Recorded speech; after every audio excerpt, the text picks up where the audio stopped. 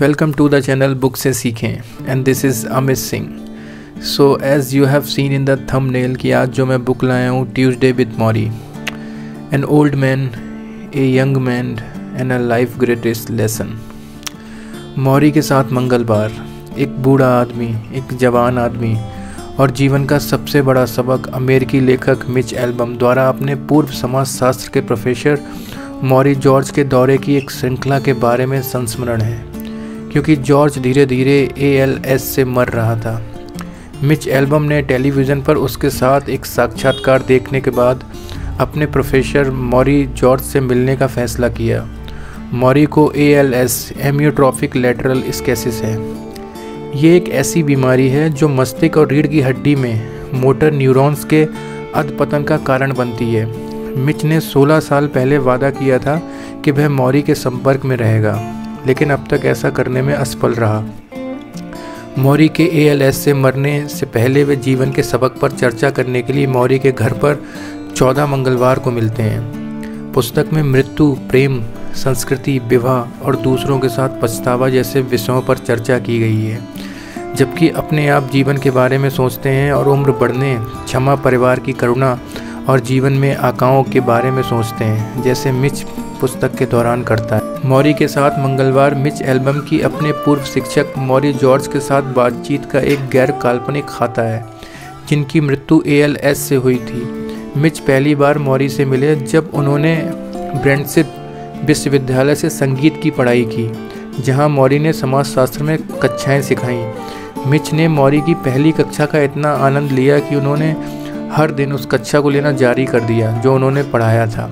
जब मिच ने स्नातक किया तो उन्होंने अपने प्रोफेसर के साथ संपर्क खो दिया, जब तक कि उन्होंने नाइट लाइन के एक एपिसोड में मौरी को नहीं देखा, जिसमें ट्रेड कोपेल ने मौरी से अपनी बीमारी के बारे में बात की और मौरी को मृत्यु और मृत्यु के बारे में कैसा महसूस हुआ। मिच ने डेट्रॉइट से उड़ान भरकर हर मंगलवार को मैनचेस्टर से अपने घर में मौरी से मिलने के लिए मौरी के साथ अपने रिश्ते को नवीनीकृत किया। इस समय मिच ने एक पत्रकार के रूप में काम किया, ज़्यादातर खेल के बारे में कहानियाँ लिखते थे। मौरी को जो कहना था उसमें उसकी दिलचस्पी हो गई और उन्होंने अपनी चर्चाओं में एक टेप रिकॉर्डर लाना शुरू कर दिया। बाद में मौरी ने उन्हें मौरी के विचारों के बारे में एक किताब लिखने के लिए अपनी बातचीत के विषयों का उपयोग करने के लिए प्रोत्साहित किया। यह पुस्तक परिणाम है। मौरी को 1994 में एमियोट्रोफिक लैटरल स्क्लेरोसिस का पता चला था। उन्होंने पहली बार देखा कि कुछ गलत था जब वह बिना किसी कारण के गिरने लगे। उन्होंने सेवानिवृत्त होने से पहले कॉलेज में एक अंतिम सेमेस्टर पढ़ाया। लो गैरेसिस रोग के रूप में जाना जाता है, जिसका नाम याकीज के लिए प्रसिद्ध बेसबॉल खिलाड़ी के नाम पर रखा गया था। यह रोग धीरे धीरे व्यक्ति के शरीर पर अपना काम करके अपने मेजबान को अक्षम कर देता है। जल्दी मौरी चल नहीं सका, फिर वह अपने शरीर को नहीं हिला सका, फिर सांस लेने के लिए संघर्ष करने से पहले उसने अपनी बाहों का उपयोग खो दिया। उसके निदान के 2 साल के भीतर उसकी मृत्यु हो गई। मिच पूरी किताब में कई फ्लैशबैक का उपयोग करता है, कुछ अपनी युवावस्था के लिए, अन्य मौरी के लिए। उसे कॉलेज में रहना और मौरी की कक्षाएं लेना याद है, जिसे वह कभी कभी थोड़ा बहुत मामूलिक सा लगता था। उन्होंने मौरी को स्नातक स्तर की पढ़ाई में उपहार के रूप में एक ब्रीफकेस दिया। वह मौरी के बचपन के बारे में बताता है। कम उम्र में अपनी मां को खो देता है और अपने पिता के साथ संबंध बनाने के लिए संघर्ष करता है। मिच मौरी को अपने शिक्षक या कोच के रूप में सोचता रहता है, क्योंकि वह अक्सर अपनी बातचीत के दौरान उन्हें बुलाता था। मौरी पूरे उपन्यास में मिच को कई सूत्र या ज्ञान के शब्द सिखाता है।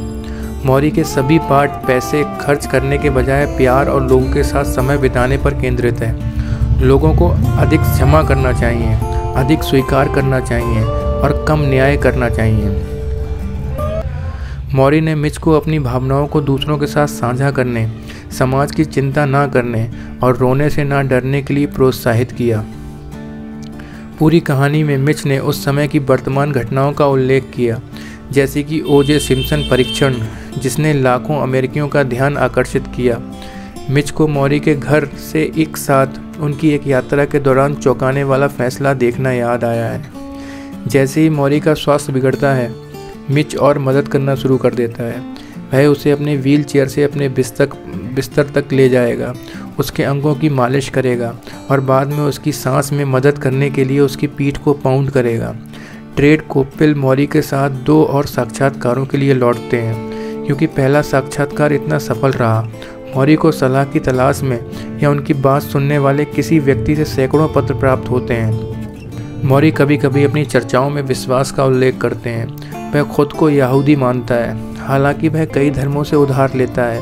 वह पुनर्जन्म में विश्वास करते हैं और दुनिया में सीमित मात्रा में ऊर्जा है।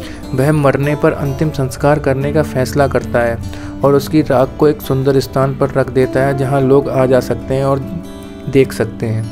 मौरी को मृत्यु की चिंता नहीं है, क्योंकि यह जीवन का एक हिस्सा है। वह जानता है कि उसके शब्द और यादें उसके प्यार करने वालों के दिलों में जिंदा रहेंगी। मौरी मिच को अपने भाई से फिर से जुड़ने के लिए प्रोत्साहित करता है, जिसे उसने कई सालों से नहीं देखा है। मिच स्पेन में अपनी भाई को बुलाने की कोशिश करता है, लेकिन उसका भाई कोई जवाब नहीं देता। अंत में किताब के मिच का भाई उसे एक फैक्स भेजता है जिसमें वह बहुत खुश होता है। एक साथ 14 सप्ताहों की यात्रा के बाद मौरी के निधन से पहले मिच और मौरी स्नेह के सपनों को साझा करते हैं। वह अपने घर में जिस तरह से चाहता था चुपचाप मर जाता था। उसके पास एक छोटी सी स्मारक सेवा है, क्योंकि उन्होंने पहले से ही अपने आप को एक जीवित अंतिम संस्कार दिया था जब वे अभी भी जीवित थे, ताकि वह उन सब अच्छी बातों को सुन सकें जो उनके दोस्तों को उनके बारे में कहना था।